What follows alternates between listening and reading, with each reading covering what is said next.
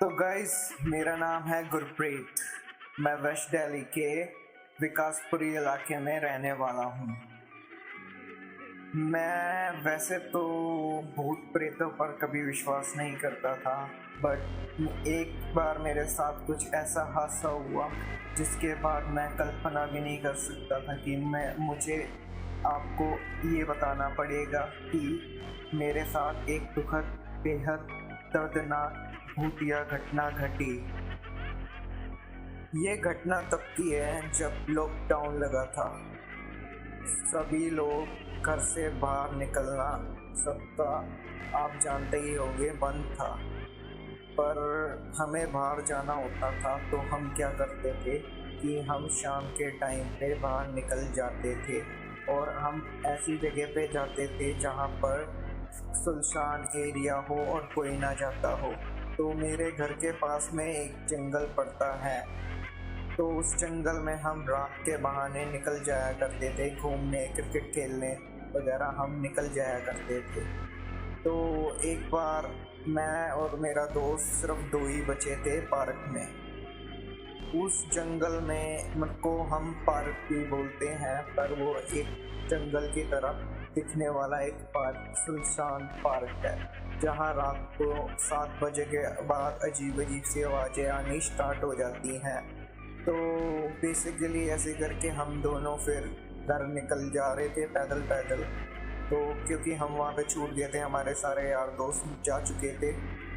वो कुछ ज़्यादा ही नहीं, मतलब कि 10 बजे का टाइम था कि हम आ रहे थे रास्ते में। तो हमें ऐसा लग रहा था कि कोई पीछे से भाग के आया। तो पहले तो हमें ऐसा लगा, हमने पीछे मुड़ के देखा तो हमें कोई नहीं दिखा, बट जब हम बाद में पीछे मुड़ के देखा तो ऐसा कुछ दृश्य हमें दिखाई नहीं दिया। तो हम फिर आगे चले नज़रअंदाज करते हुए, तो हम आगे चले। तो फिर वैसे ही फिर भागने की आवाज़ें आने लगी और हमारे कोई पत्थर मार रहा था, ऐसे ऐसे हमें फील होने लगा। तो हम पीछे देखते तो कोई भी नहीं होता। तो हम फिर आगे गए तो पीछे से हंसने की आवाज़ें आने लगी। तो वो हंसने की आवाज़ें जैसे बहुत सारे लोग हंस रहे हैं, पता नहीं, काफ़ी डरावनी हंसी थी। मैं कल्पना भी नहीं कर सकता था कि ऐसा वातावरण मेरे सामने होगा।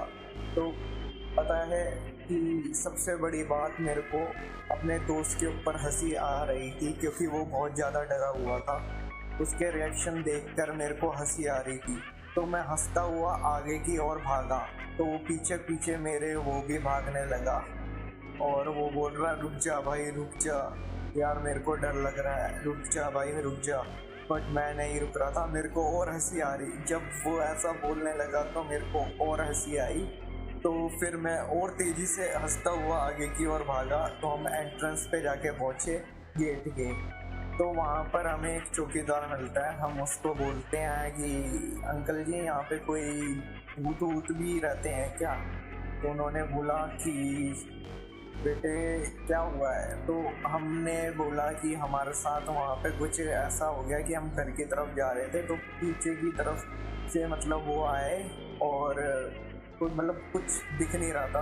वो हंस रहे थे, वो कर रहे थे, हमारे पत्थर मार रहे थे, पता नहीं कौन था ऐसा।